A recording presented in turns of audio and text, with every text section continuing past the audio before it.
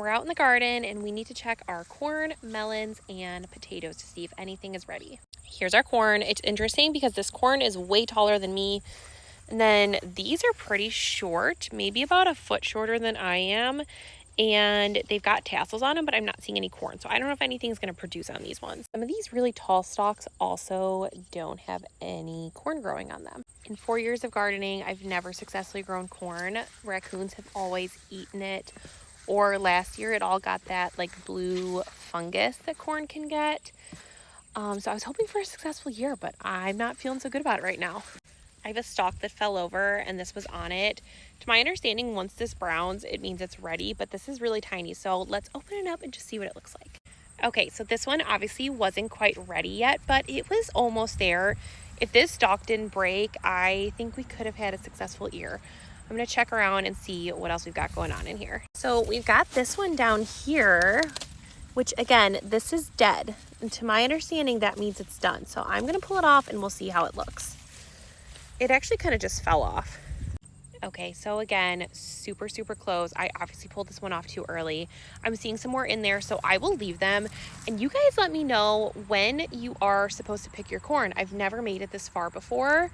And obviously what I read about the tassels being brown is not accurate. So let me know when to pick my corn.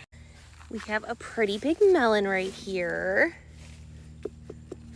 I don't believe it's ready. Usually you want to wait and pick it until after this tendril right here dies and it is still very green. So we're going to leave this one. I did also find some more corn in here, so we should get some hopefully. That's all I'm seeing for melons that are even remotely close. Well, let's go check our potatoes now. The ones in the ground are definitely not ready, but I think I might have some in the grow bags that are. The ones in the ground might be ready in the next day or two, though, at least some of the spots that I have them. All right, I went and got gloves because a mouse jumped out at me and I'm not cut out for that. So I'm gonna pull out what I think is 3 or 4 bags and we'll dump them and see if there's potatoes in there. Here's bag number 1. As you can see, it's dead, which means they're ready.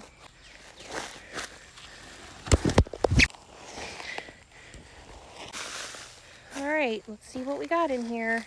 That bag gave us 3 potatoes. Bag number 2 gave us 1 potato. This bag had a mouse in it. There's a potato. 3 potatoes. Altogether, I got 7 potatoes, so enough for a meal for my kids, I guess. These were just store-bought potatoes that started to sprout, so I put them into the bags. And those are a toss-up on whether or not they are going to produce or not. My seed potatoes are in the ground, and I feel very hopeful for those. So we'll hopefully see in the next couple of days how many more potatoes we'll get.